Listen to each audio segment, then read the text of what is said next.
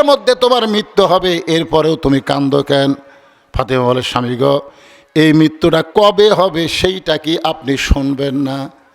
আলী মুসকি মুসকি হাসে আর বলে, ফাতেমা, মরার খবর কেউ বলতে পারে না, কে কখন মরবে এটা কেউ বলতে পারে না।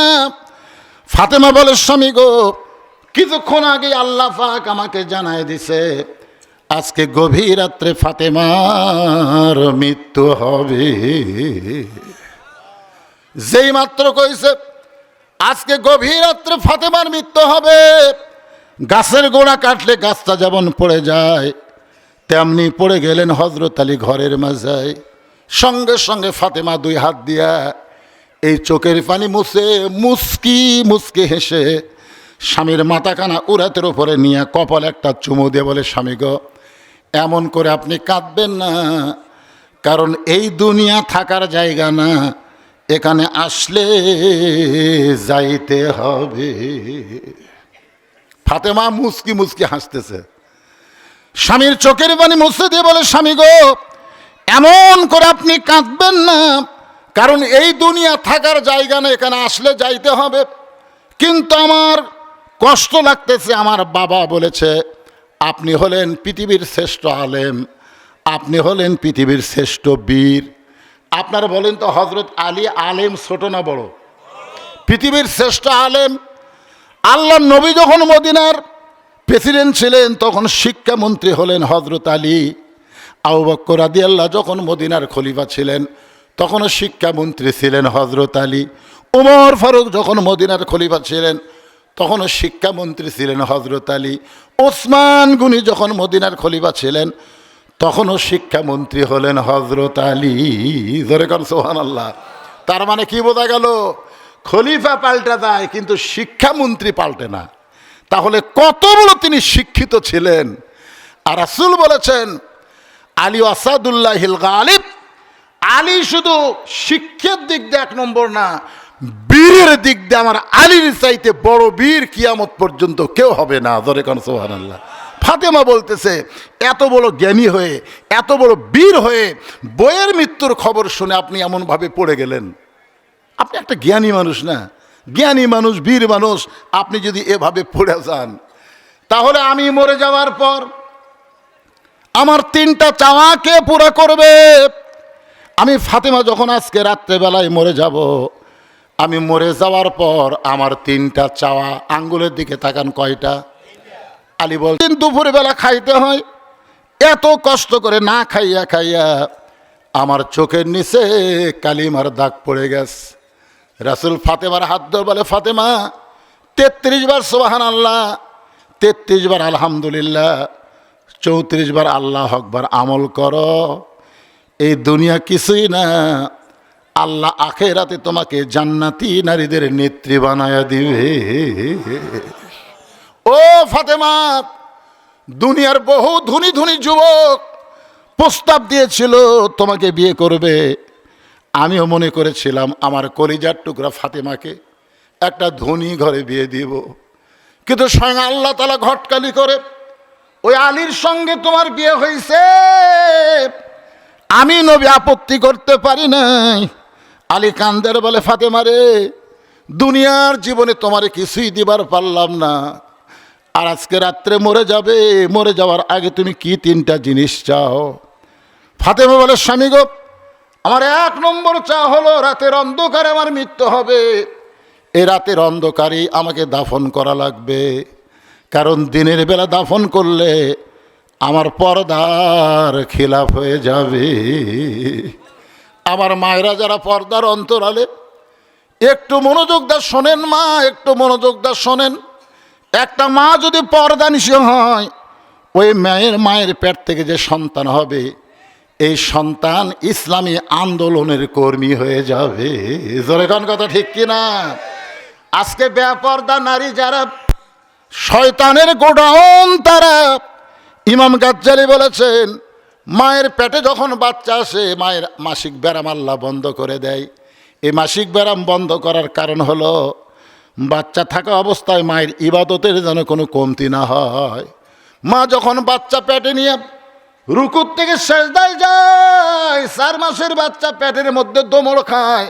ফেরেশতা বলে আল্লাহ দেখো তোমার বান্দি তোমাকে সেজদা করার সময় তার পেটের বাচ্চার কি কষ্ট হয় না? আল্লাহ বলে ফেরেশতা সাক্ষী থাক, যেই মা পেটে বাচ্চা নিয়ে নামাজ পড়ে ওই মা শুধু নিজে নামাজ পড়ে না, পেটের বাচ্চাকেও নামাজি বানায়া দেয়। যেই মা পেটে বাচ্চা নিয়ে রোজা রাখে ওই ছেলে কোনোদিন বাইরে এসে হোটেলে দরজাত কালো পর্দা দিয়ে রোজা ভাঙবে না, কারণ মায়ের পেটে অবস্থায় রোজা ছিল। দুনিয়াতে আসার পরও সেই বান্দাটা রোজাদার হয়ে যায়। এই কারণে একজন নেপোলিয়ান বলেছে ভালো একটা সন্তান যদি চাও তাহলে ভালো একটা মায়ের দরকার। আমার মায়েরা যারা পর্দার অন্তরালে, আজকে কতগুলো ছেলে কোরআনের মাহফিলে বসে পাগলের মতন ওয়াজ শুনতেছে, আর কতকগুলো ছেলে রাস্তার মধ্যে ঘুরঘুর করতেছে। এগুলো ছেলের দোষ না, এগুলো সব হলো মায়ের দোষ। কারণ মায়ের পেটের মধ্যে যখন ছিল মা পেটে নিয়ে গোটা পাড়া ঘুরিছে, ওই পেটের মধ্যেই ঘোরনি ব্যারাম পাশে। কথা কন না কেন ভাইজান? ওই যে বাইরে ঘুরতেছে ওটা ওর দোষ না, দোষ হলো ওর মায়ের। একটা মা যদি ভালো হয় পেটের বাচ্চা আল্লাহর ওলি হয়ে যায়, জানেন আপনারা? এই জন্য একটু মনোযোগ দিয়ে শোনেন। ফাতেমা বলে স্বামী গো আমার 2 নম্বর চাওয়া হলো আমার কোনো জানাজার ব্যবস্থা করবেন না, আমার কোনো জানাজার ব্যবস্থা করবেন না। হযরত আলী বলে পাগলি হয়েছে নাকি তুমি? নবীর কলিজার টুকরা, তোমার মরার খবর শুনলে হাজার হাজার মানুষ তোমার জন্য দোয়া করবে। খালেদা জিয়ার হয়েছে 25 লাখ, জোরে কোন কয় লাখ? তাহলে তুমি নবীর কলিজার টুকরা, তোমার মৃত্যুর খবর শুনলে হাজার হাজার মানুষ তোমার জানাজায় দোয়া করবে। ফাতেমার স্বামীর মুখ চেপে ধরে বলতেছে হাজার হাজার মানুষ যদি আমার জন্য দোয়া করে, আর আপনার এই মুখ যদি বলে ফাতেমা ভালো না, তাহলে হাজার মানুষের দোয়া দিয়ে ফাতেমার কোনো লাভ হবে না। আর দুনিয়ার সব মানুষ যদি বলে ফাতেমা খারাপ, আর আপনার এই সোনার মুখটা যদি বলে আমার ফাতেমা ভালো, এক স্বামীর সার্টিফিকেটে ফাতেমার জন্য আল্লাহ একটা জান্নাতের দরজা খুলে দিল। তাহলে বউ ভালো হওয়া লাগবে কার কাছে? জনগণের কাছে না স্বামীর কাছে? এ কথা কোন কার কাছে? স্বামীর কাছে। ফাতেমা বলে স্বামী গো আমার 3 নম্বর চাওয়া হলো আমার লাশটা খাটনিতে তুলবেন না, কারণ খাটনি কান্দে নেওয়ার মতন 4 জন পুরুষ আমার দুনিয়াতে নেই।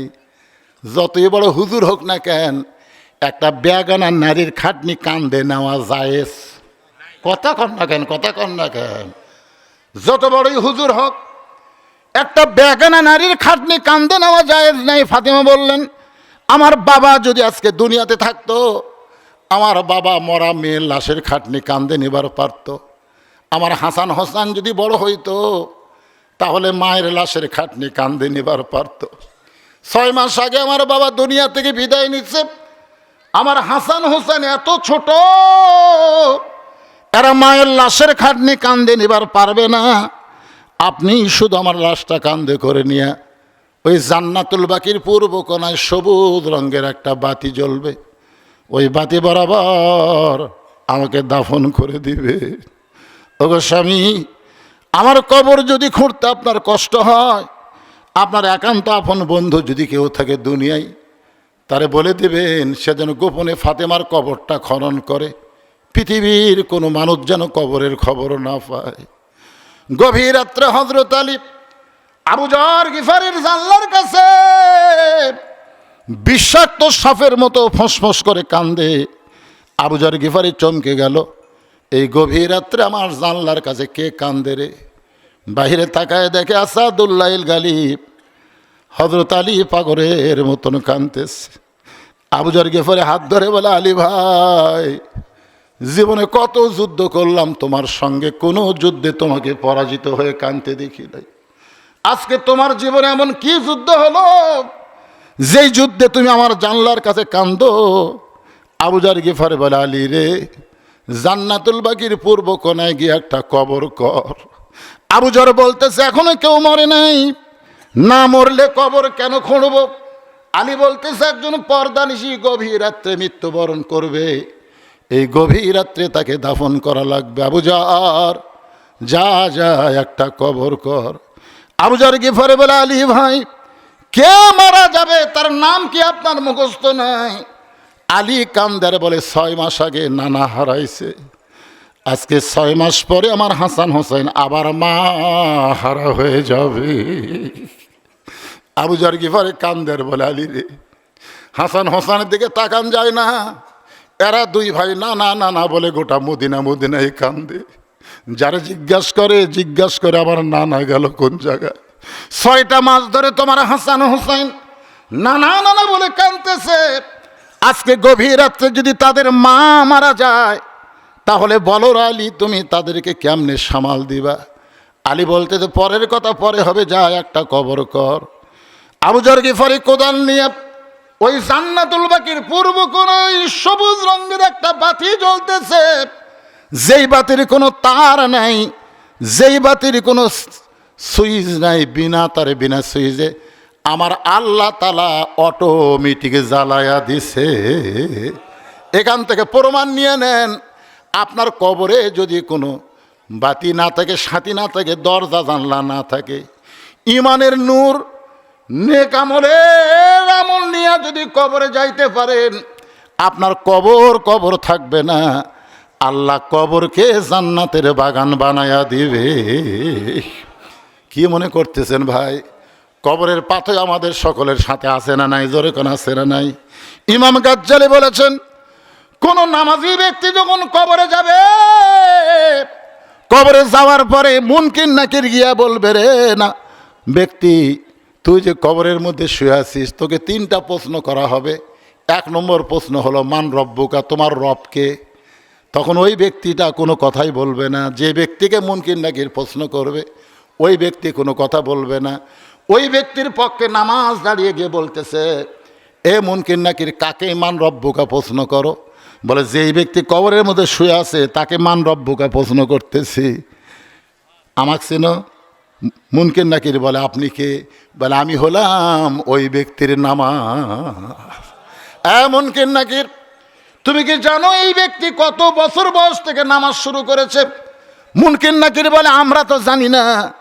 নামাজ বলবে, যেদিন থেকে নামাজ শুরু করেছে, মসজিদের মধ্যে ঢুকেই এই ব্যক্তিটা 2টা হাত তুলে আল্লাহু আকবার উচ্চারণ করে আলহামদুলিল্লাহি রব্বিল আলামিন বলে শুরু করেছে। এই ব্যক্তি যখন রুকুতে গেল, সুবহান রব্বিল আযীম বলেছে। ওই ব্যক্তি যখন সেজদায় গেল, সুবহান রব্বিল আলা বলেছে। এখন বলো, সারা জীবন কত ওয়াক্ত নামাজ পড়েছে, কতবার রব রব জিকির করেছে বল? মুনকির নাকির বলে, তো আমরা জানি না। তো জানি না তো প্রশ্ন করিস কেন? মুনকির নাকির বলবে, আল্লাহ তোমার বান্দাকে মান রব্বুকা প্রশ্ন করার সাথে সাথে নামাজ যে খেপা খেপছে, আমরা এখন কি করব? আল্লাহ বলে, যে ব্যক্তির নামাজ নিয়ে কবরে আইছে, এর সব প্রশ্নের উত্তর আমি আল্লাহ দিয়া দিলাম। তাহলে কবরের পাথেও আমাদের নামাজের দরকার আছে না নাই? জোরে করে আছে না নাই? ও আমিলুস সালিহাত, সূরা আসরের 2 নম্বর বিষয় আলোচনা করতেছি। পুরুষের জন্য 1 নম্বর হলো নামাজ, আর নারীদের জন্য 1 নম্বর হলো পর্দা। আবু যর গিফারি কোদাল দিয়া ওই যে আলো পড়তেছে, আলোর উপরে কবর খোঁড়া শুরু করে দিয়েছে। কবর খুঁড়তে খুঁড়তে, ভাই একটু প্যাথেটিক সিন, সবাই একটু মনটা আমার দিকে খেয়াল করেন। কবর খুঁড়তে খুঁড়তে একবার আবেগে বলে ফেলেছে, কবর তুই কি বলতে পারিস এই গভীর রাত্রে আমি কার কবর খুঁড়তেছি? দিনের বেলা কবর না খুঁড়ে রাতের বেলা কবর খুঁড়তেছি। কবর রে, তোর মধ্যে এমন একজন মহিষী নারীকে দাফন করা হবে, আল্লাহর নবীর মেয়ে হওয়ার পরেও নবী তাকে মায়ের মতো সম্মান করেছে। সুবহানাল্লাহ কেন? ফাতেমা নবীর কে হয়? সাহাবীদের নিয়ে রাসূল বসে আছেন, হাসান হোসেন 2 কোলের উপরে বসে আছে। এরা তো 2 ভাই, নানা ছাড়া জীবনে নবী বোঝে না। মানে হাসান হোসেনের কাছে আমাদের নবী হবারই পারেনি, খালি নানা খালি নানা খালি নানা। তো 2 রাতের বসে আছে। আল্লাহ রাসূল সাহাবীদের বলতেছেন, এই সাহাবীরা, আমার মেয়েদের ব্যাপারে তোমাদের ধারণা আছে? তো সাহাবীরা তো জানে নবীর মুখের উপর কোনো কথা বলা যাবে না। তখন বলতে, হুজুর তাহলে আপনি ধারণা দেন, আল্লাহ রাসূল বললেন, আমার বড় মেয়ের নাম হলো জয়নাব। আমার বড় মেয়ের নাম কি? জয়নাব। আমার মেজো মেয়ের নাম হলো রোকেয়া। মেজো মেয়ের নাম কি? রোকেয়া। আমার সবচাইতে ছোট মেয়ের নাম হলো কুলসুমা। এই তিনটা মেয়ের নাম কয়, নবীর নাম কয় না। সাহাবেরা বলে, হুজুর মেয়ের নাম কি বলা শেষ? আল্লাহ রাসূল বলে, ভালো করে শোনো, বড় মেয়ের নাম হলো জয়নাব, মেজো মেয়ের নাম হলো রোকেয়া, আর ছোট মেয়ের নাম হলো কুলসুমা। সাহাবেরা বলতে, হুজুর মেয়েদের নাম বলা কি শেষ? আল্লাহ রাসূল বললেন, কি বারবার বলা লাগে কেন? বড়টার নাম হলো জয়নাব, মেজোটার নাম হলো রোকেয়া, ছোটোটার নাম হলো কুলসুমা। তখন হাসান হোসেন দুই ভাই বলতেছে, ভাই রে, আমাকে মাও গরিব রে, আমাকে মাও খুবই গরিব, তো এই জন্যে নানা এই গরিব মেয়ের নাম ভুলে গেছে, চ আমরা যাই। এই কথা বলে দুই ভাই যখন যাবার চায়, এমন সময় আল্লাহ নবী দুইজনকে এক টানে বুকের মধ্যে নিয়ে দুইজনের কপালে চুমু দিয়ে বলে, পাগল রে, তোদের মা আমার মেয়ে না, তোদের মা হলো আমার কলিজার টুকরা মা ফাতেমা। সমস্ত সাহাবেরা বলে, রাসূলুল্লাহ, ফাতেমা আপনার কলিজার টুকরা মা কেমনে হয়? আমরা সবাই জানি ফাতেমা আপনার ছোট মেয়ে, আর ছোট মেয়ে মা কেমনে হলো? রাসূল বলেন, তাহলে শোনো, ওই তাইফের ময়দান থেকে রক্তমাখা শরীর নিয়ে, তোমরা জানো রে সাহাবী, ওই বছর আমার চাচা আবু তালেব মারা গেছে, ওই বছর আমার দরদের বিবি খাদিজা মারা গেল। আমার দুইটা দরদের মানুষ যখন দুনিয়া থেকে বিদায় নেয়, আমি তখন পাগল হয়ে তাইফে গেলাম কলেমার দাওয়াত নিয়ে। তাইফবাসী এত পাথর মারল, আমার গোটা দেহ রক্তাক্ত হয়ে গেল। আমি তাইফ থেকে যখন মক্কায় ফিরে আসলাম, মক্কায় ফিরে এসে রক্তমাখা শরীর নিয়ে যখন ঘরের ভিতরে, এমন সময় আমার তিনটা মেয়ে একসঙ্গে ঘরের মধ্যে ঢোকে, আমার দিকে তাকায় বলে, বাবা আপনি তাইফে না গেলেই ভালো করতেন বাবা, তাইফবাসী এত পাথর মারছে, এই রক্তাক্ত দেহ আপনি কষ্ট কেমনে সহ্য করবেন? জয়নাব, রোকেয়া, কুলসুমা এমন কথা 3-4 বার বলার পরে যখন ঘর থেকে বের হয়ে যায়, আমি রাসূল দেখলাম আমার কষ্ট তো আমাকেই সহ্য করা লাগবে। কিন্তু এমন সময় দেখি আমার ছোট মেয়ে ফাতেমা ঘরের মধ্যে ঢোকে, ঘরের দরজা বন্ধ করে দেয়। রাসূল বলে, ফাতেমা দরজা বন্ধ করার কারণ কি? ফাতেমা বলতেছে, বাবা ইব্রাহিম নবীর জন্য যদি নমরুদের চুলা শান্তির বাগান হয়ে যায়, মুসা নবীর জন্য যদি সাগরকে আল্লাহ রাস্তা বানায় দেয়, তাহলে আমার বাবা কি এমন অপরাধ করলো যে আমার বাবার জন্য তাইফের পাথর আল্লাহ তুলা বানাবার পারল না? যেই বাবা জন্মের আগে বাবা হারাইছে, 6 বছর বয়সে মা হারাইছে, আমার সেই বাবাকে আল্লাহ দেখতে পারে না? রাসূল বলেন, সাহাবীরা রে, এমন কথা বলে ফাতেমা ঘরের ভিতর থেকে বাইরে যায়, উনানের মধ্যে পানি গরম করে, জয়তুনের তেল গরম করে আবার ঘরের মধ্যে ঢোকে, আমাকে তার উরাতের উপরে শোয়ায় নিয়া আমার দেহের জুব্বাখানা খুলে যত জায়গায় তাইফবাসী পাথর মারছে প্রত্যেকটা জায়গা নরম কাপড় গরম পানির মধ্যে চুবড়াইয়া আমার গোটা দেহ পরিষ্কার করে ওই ফাতেমার নরম আঙ্গুলের মধ্যে জয়তুনের গরম তেল নিয়া আমার গোটা দেহ পরিষ্কার করে আমি কখন যেন ফাতেমার উরাতকে বালিশ বানায় ঘুমায় গেছি।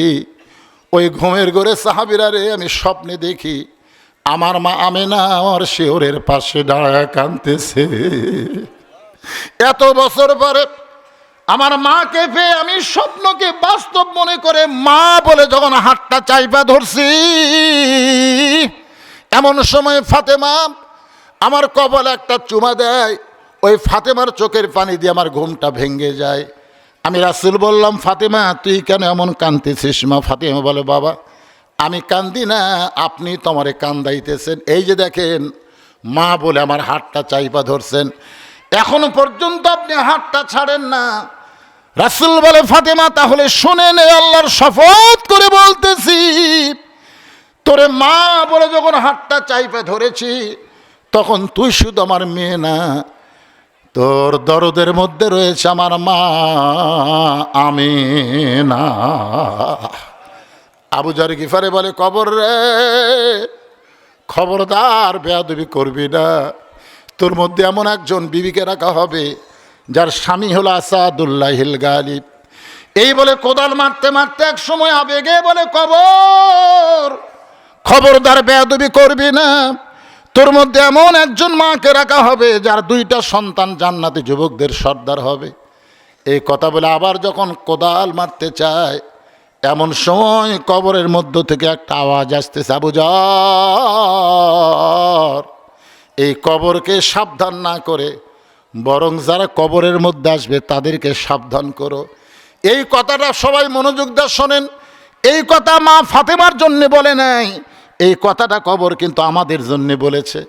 আমরা যারা এই কবরে যাব, আমাদেরকে সাবধান হয়ে কবরে যাওয়ার দরকার আছে না নাই? কার মা, কার মেয়ে, কার বিবি প্রধানমন্ত্রী না স্বরাষ্ট্রমন্ত্রী না কি মন্ত্রী হয়ে কবরে গেল, এটা না রে মুসলমান।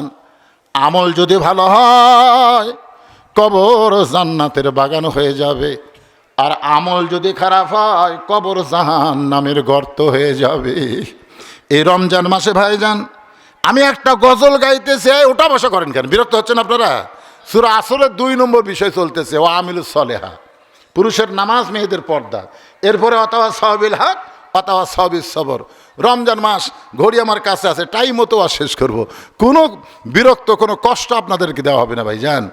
সবাই একটা গজল শোনেন।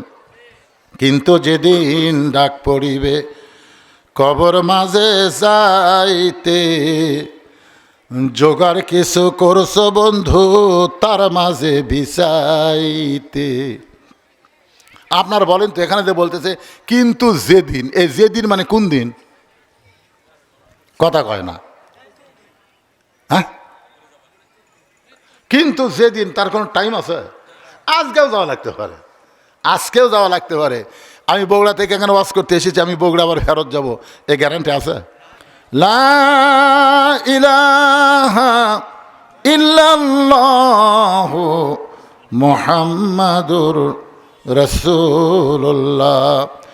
এমন কথা শোনার পর আবু যর গিফারী গোটা দেহ থরথর করে কাঁপতেছে, আর কোদাল মারতে পারে না, কোদাল ফাইলা দিয়া কোথায় যেন হারিয়ে গেছে। নির্দিষ্ট সময়ে হযরত আলী ফাতেমার দেহকে অন্ধকার কবরে নিয়ে যায়, কবর দিয়ে। বাজান আমার মায়েরা যারা পর্দার অন্তর আছেন একটু খেয়াল করেন। কবর দেওয়ার পরে আল্লাহকে বলতেছে, আল্লাহ আমার ফাতেমা পর্দা নিশি, তার পর্দাকে কবুল করে নাও। এই দোয়া করার পরে তাকায় দেখে সামনে কয়েকটা পুরাতন কবর দেখা যায়। এখনই ফাতেমার কবর দেওয়া হয়েছে, সেই নতুন কবর আর নাই। গোটা জান্নাতুল বাকি হযরত আলী দৌড়ায় বলে, ফাতেমার কবর, ফাতেমার কবর। কে যেন ডাক দেবে, আলী রে ফাতেমা পর্দা নিশি। আল্লাহ জোহরা ডিগ্রি দিয়া ফাতেমার কবরটাকে কিয়ামত পর্যন্ত পর্দা করে দিয়েছে। সুবহানাল্লাহ বলেন। আমার মায়েরা যারা ফাতেমার সঙ্গে জান্নাতে যাবেন, এই পর্দাটা আমরা আপনার আমল করবেন। আল্লাহর একজন বান্দা 500 টাকা দান করেছে, যে নিয়তে আল্লাহ দান কবুল করেন। ভাইজান একটু যারা বসে আছেন সামনের দিকে আসেন ভাই, যারা গেছে চলে গেছে অসুবিধা নেই।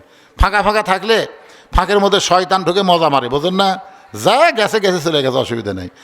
3 নম্বর বিষয় হলো সাওয়াবিল হক। সূরা আসরের কয়টা সাবজেক্ট? এ ধরে কোন কয়টা?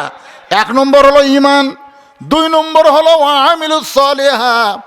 আমিলুস সলিহার উপর আমি পুরুষের জন্য নামাজ আর নারীদের জন্য পর্দার ওয়াজ করলাম। এর চাইতে সুন্দর আমল আর নাই। পুরুষ যদি নামাজ না পড়ে কোনো আমল কবুল হবে? আর মেয়েরা যদি পর্দা না করে কোনো আমল কবুল হবে? এই জন্যে আমল ও আমিলুস সলিহার মধ্যে পুরুষের নামাজ আর নারীদের পর্দার ওয়াজ করলাম। এবার 3 নম্বর বিষয় হলো তাওয়াসবিল হক। হক কথা বলতে হবে, হক পথে চলতে হবে। মনে করবেন না যে পরাজয় হয়েছে, পরাজয় কিন্তু হয় নাই। আপনারা বলেন তো, উহুদের যুদ্ধে মুসলমানের বিজয় না পরাজয়? বুঝার পারেন নাই? উহুদের যুদ্ধে কিন্তু মুসলমানের পরাজয় হয়নি, সামান্য একটা পরাজয়ের মাধ্যমে। তারপরে যত যুদ্ধ হয়েছে, কোনো যুদ্ধে আর মুসলমান পরাজয় বরণ করে নাই। 12 তারিখের নির্বাচন, এটা কিন্তু ইসলামের জন্য পরাজয় হয় নাই। সাময়িক একটু আল্লাহ তাআলা বুঝাইছে আগামীতে পুরাপুরি সজাগ হওয়ার জন্যে। ওয়াতাওয়াসাউ বিল হক, হক কথা বলা লাগবে। কুল জাল হক ওয়া যাহাকাল বাতিল ইন্নাল বাতিলা কানা যাহুকা। যে অবস্থায় থাকি না কেন আমরা হকের পক্ষে থাকব, আমরা বাতিলের সঙ্গে কোন আপোষ করব? আপোষ করে যদি মরে যান, আপনি বাতিলের সঙ্গে আপোষ করে যদি মারা যান, আপনার মৃত্যুটা কিন্তু বাতিলের উপরে হয়ে যাবে। এই জন্য ভাইজান হক কথা বলতেই হবে। এই কোরআনটা হলো হক, এই কোরআনটা হলো হক। এই কোরআনের পক্ষে আমাদের থাকার দরকার আছে না নাই? এদিকে আর কুত্তা হয়েছে শুরু করলো গেলে, অরিজিনাল কথা বলার সময় দেখছেন কুত্তা দেখছেন। হায় রে, বাংলাদেশে একজনের নাম ছিল মামুনুল হক। জোরেকার নাম কি? নাম শোনেননি? ওনার বাপের নাম কি? আজিজুল হক। হাসিনার সময় আজিজুল হককে কিন্তু সিমেন্টেরও দরকার আছে। রিয়াজুল জামে আল্লাহর এক বস্তা সিমেন্ট দান করছে, আল্লাহ তার দানকে কবুল করেন। উনিও কিন্তু জেলের মধ্যে ছিল, আজিজুল হক। আবার মামুনুল হক জেলের মধ্যে থাকলো, আবার দেখেন ভোটে আগে ডিগলার হলো উঠিছে, পরে আবার হকের অবস্থা দেখছেন। হ্যাঁ ভাইজান, যতই চেষ্টা করো যতই করো হক হকই থাকবে। হক হকই থাকবে। আল্লাহ বলেছেন ওয়ালা নাবলুওয়ান্নাকুম বিশাইয়্যিম মিনাল খাউফি ওয়াল জুই ওয়া নাকসিম মিনাল আমওয়ালি ওয়াল আনফুসি ওয়াস সামারাতি ওয়া বাশশিরিস সাবিরিন আল্লাযীনা ইযা আসাবাতুহুম মুসিবাতুন ক্বালু, সকলে পড়েন ইন্না লিল্লাহি ওয়া ইন্না ইলাইহি রাজিউন। আপনারা বলেন আল্লামা সাইদি হুজুর 50 বছর কোরআনের তাফসির করছে, সত্যি কথা বলেন করেনি? আচ্ছা, বাংলাদেশের সমস্ত বক্তার ওয়াজ যদি এক পাল্লার তোলা হয় আর আল্লামা সাইদি হুজুরের ওয়াজ যদি আর এক পাল্লার তোলা দেওয়া হয়, বলেন তো হকের দিক দিয়ে কোন পাল্লার ওজন বেশি হবে? এরা কি এমনি এমনি? আরে এরপরও তাকে 13 বছর অন্যায়ভাবে জেলখানায় বন্দি করে রাখছে। জোরে কোন কথা ঠিক কি না? এরপরেও জেলখানার মধ্যে যখন 3 দিন সুন্দর হচ্ছিল, তারপরে জেলখানা থেকে বের করে হাসপাতালে নিয়ে গিয়ে তাকে হত্যা করা হলো।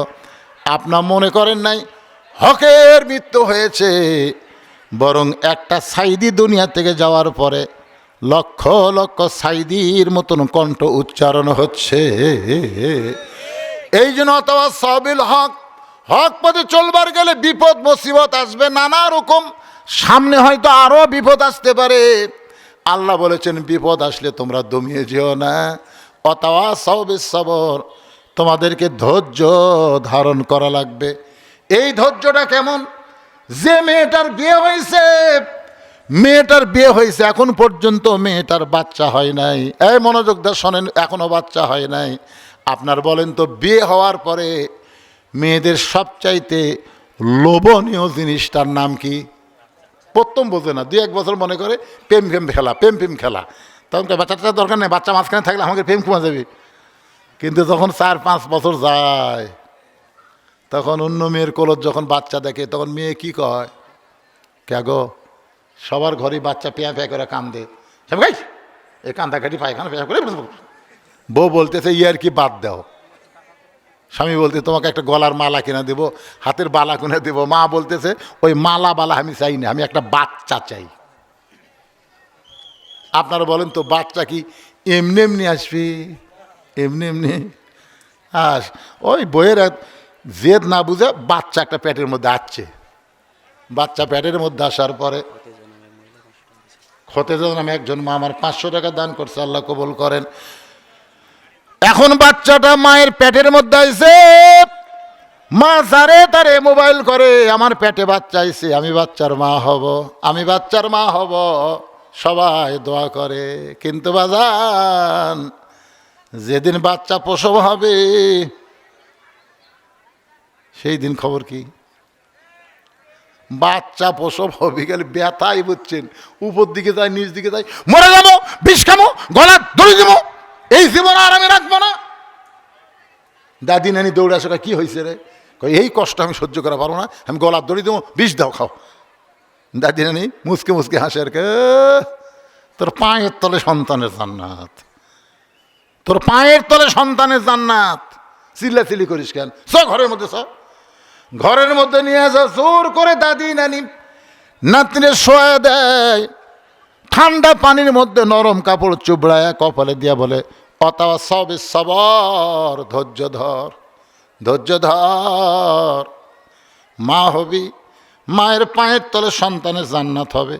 আর এই কষ্ট সহ্য করবি না, তাহলে তুমি কেমনে মা হবে? বাচ্চা ব্যথায় যখন চিল্লা চিল্লি করবার চাই, দাদি নানি কানে কানে বলে, চিল্লা চিল্লি করিস না, রাস্তা দিয়ে মানুষ যাচ্ছে, মানুষেরা বলবে ওই বাড়ির একটা মেয়ে মা হওয়ার সময় গোটা পাড়ার লোকেরা জানছে ধৈর্য ধর। দাদি নানির কথায় ও দাঁতের ওপর দাঁত দিয়ে ধৈর্য ধরছে, কষ্ট হয় কিন্তু আর জোরে চিল্লাই না। এক সময় দাদি ধাত্রীকে ইশারা করছে, টান দে, এখন ধৈর্য ধরছে, টান দে। এবার বাচ্চারে টান দেয়, বাচ্চা যখন বের হয়ে আসে, এত কষ্ট হয়েছে কি বলবো, প্রসবের কথা, মা বিনে সেই ব্যথা কেউ তো বুঝিবে না। বাচ্চা বের হয়ে বাচ্চারে গোসল করায়, সেদিকে মা বেহুশ হয়ে গেছে, মা জননী বেহুশ হয়ে গেছে, বাচ্চারে গোসল করে। ওই বাচ্চা যখন নিয়ে এসে মায়ের বুকের উপরে দেয়, মা বাচ্চার দেহের পরশে হুঁশটা ফিরে পায়, বাচ্চাকে হাত দিয়ে মুখের কাছে নিয়ে জিব্বা বের করে চুমা খায়, আদর করে।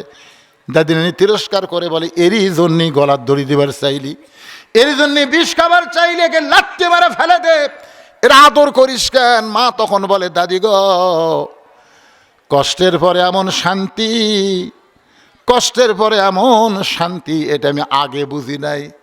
আজকে বাংলাদেশে আল্লাহর কোরআনের যারা দল করবে, এই কোরআনের যারা বিজয় চাবে, এই কোরআনকে নিয়ে যারা পার্লামেন্টে যাবার চাবে, তাদেরকে প্রসব ব্যথার মতো নানা ধরনের কষ্ট দেওয়া হবে, জেল হবে, জুলুম হবে, তারপরে রিমান্ডে হবে, ফাঁসি হবে।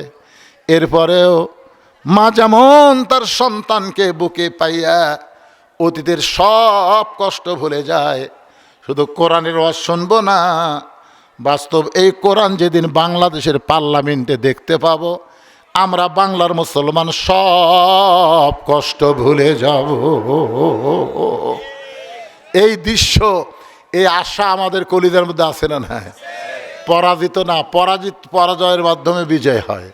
মান সাআলাল্লাহু তাআলা আশ-শাহাদাতা বিসিদিকিন বাল্লাগাহুল্লাহু মানাজিলা শুহাদা ওয়া মাতা আলা ফিরাশিহি, রাওয়াহুল বুখারী কিতাবুল মাগাজি। আল্লাহ রাসূল বলেছেন, কোনো ব্যক্তি আল্লাহর কোরআনকে বিজয় করার জন্যে শাহাদতের তামান্না নিয়ে ইসলামে আন্দোলন যারা করবে, ওই মাতা আলা ফিরাশিহি, সে যদি নিজের বিছনায়ও মৃত্যুবরণ করে, বাল্লাগাহুল্লাহু মানাজিলা শুহাদা, হাসরের ময়দানে আল্লাহ তাকে শহীদদের কাতারে দাঁড় করাইয়া দিবে। আল্লাহ তাআলা আমাদের সকলের জন্য কবুল করুক। সকলে বলে আল্লাহুম্মা আমিন। রোজা রমজান মাসে ভাইজান যতটুকু বলার আমি বললাম, আপনারা মনে কষ্ট নিয়েন না। যুবকদের বলবো, বাবা যুবক, নামাজ দিয়ে কিন্তু শুরু করছি, নামাজ না থাকলে রোজা কিন্তু হবি না রে বাবা। তোমরা যারা এত সুন্দর করে মাহফিল করেছো, তোমরা 5 ওয়াক্ত নামাজি হও। ইস্তেগফার পড়ো, একটা দোয়া করি, রমজান মাসের দোয়া, বোঝেন না? আস্তাগফিরুল্লাহ রাব্বি মিন কুল্লি জামবি ওয়া তুবু ইলাই, লা হাওলা ওয়ালা কুওয়াতা ইল্লা বিল্লাহিল আলিয়্যিল আযীম। আল্লাহুম্মা আমিন।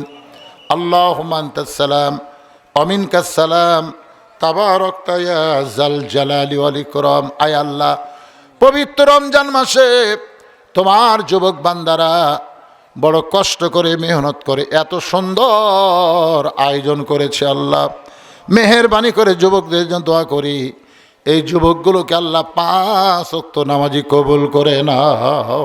আয় আল্লাহ তাআলা, দোয়া করি আজকের সন্ধ্যা বাজারের জন্য সকলে, আল্লাহ যারা কষ্ট করে মেহনত করে টাকা পয়সা খরচ করে এত সুন্দর আয়োজন করেছে, আজকের মাহফিল তাদের সকলের হেদায়েতের জন্যে, নাজাতের জন্যে, জান্নাতের জন্যে কবুল করে নাও। এই মাহফিলের শুরু থেকে শেষ পর্যন্ত যত আলোচনা হয়েছে আল্লাহ, এর মধ্যে যদি ত্রুটি হয়, ভুল হয়, মাফ করে দাও। এর যা হাদিয়া মঞ্জুর করো, সোনার মদিনায় নবী পাকের রওজা মোবারকে আল্লাহ কবুল করো। তামাম আম্বিয়ায়ে কেরাম, সাহাবে কেরাম, তাবিনী কেরাম, তাবা তাবিনী কেরাম, তামাম পৃথিবীর মাটির নিচে যত মুমিন মুমিনা শুয়ে আছে আল্লাহ, সকল আরওয়াহ পরে হাদিয়া কবুল করো। আল্লাহ, আমরা যারা হাত তুলেছি, আমাদের মধ্যে জনম দুঃখনী মা বাবা যাদের কবরে চলে গেছে, আল্লাহ মেহেরবানি করে মা বাবার কবর জান্নাতের টুকরা বানাও। আমার একজন ভাই আমার কিছু হাদিয়ে দিয়ে বলেছে আমার বাবা খুবই অসুস্থ, আমরা তার জন্য দোয়া করে আল্লাহ তার বাবাকে পরিপূর্ণ সুস্থতা দান করো। কে কোন নিয়ত নিয়ে হাত তুলেছে আল্লাহ সকলের নেক নিয়ত, নেক আশাকে আল্লাহ তুমি কবুল করো। আমার মা বোনেরা পর্দার অন্তরালে বসে বসে আর শুনেছে, আবিদা সালিহা পদ্মানিশি কবুল করে। মা ফাতেমার চরিত্র দান করো। 15টা রোজা চলে গেল, আগামীতে আরও 15টা রমজান সুন্দরভাবে আমাদেরকে আদায় করার তৌফিক দিয়ে দিও। আল্লাহ, অত্র এলাকার প্রতি রহমত বরকতের দরজা খুলে দাও। আসমানের গজব আসমানে নাও, জমিনের গজব জমিনে দাও। মাঠে ময়দানে যে ফসলগুলো আছে আল্লাহ, রহমত আর বরকতের সঙ্গে হেফাজত করো। আল্লাহ, গোটা পৃথিবীর প্রতি রহম করো। আজকে দেখো আল্লাহ, ইরানে যে যুদ্ধ লাগছে, ফিলিস্তিনের মুসলমান সহ মধ্যপ্রাচ্যে কঠিন একটা গোলমাল চলতেছে। আল্লাহ, তুমি সবই দেখো। আল্লাহ, তোমার কুদরতি শক্তি দিয়ে সব ফয়সালা করে দাও। আজকের মাহফিলের সম্মানিত সভাপতিকে আল্লাহ তুমি কবুল করো, সভাপতি সহসভাপতিদের কবুল করো, প্রধান অতিথি বিশেষ অতিথিদের আল্লাহ তুমি কবুল করো, আলেম ওলামাদের কবুল করো, হাফেজকারীদের কবুল করো। আমার মিডিয়ার ভাইরা অনেক দূর থেকে এসেছে আল্লাহ, তাদেরকেও তুমি কবুল করো। এই রমজান মাসে আল্লাহ, তুমি যদি আমাদের দোয়া ফিরে দাও, আমরা কখন তোমার কাছে হাত তুলব। মেহেরবানি করে রমজান মাসের ওসিলায় আমাদের সকলকে আল্লাহ তুমি মাফ করে দাও। সুবহান রাব্বিকা রব্বিল ইজ্জাতি আম্মা ইয়াসিফুন ওয়া সালামুন আলাল মুরসালিন আলহামদুলিল্লাহি রাব্বিল আলামিন। ওয়া জাল আখিরাতি কালিমাতুনা ইনদাল মাউতি লা ইলাহা ইল্লাল্লাহু মুহাম্মাদুর রাসূলুল্লাহ সাল্লাল্লাহু আলাইহি সাল্লাম। আসসালামু আলাইকুম ওয়া রাহমাতুল্লাহি ওয়া বারাকাতুহু।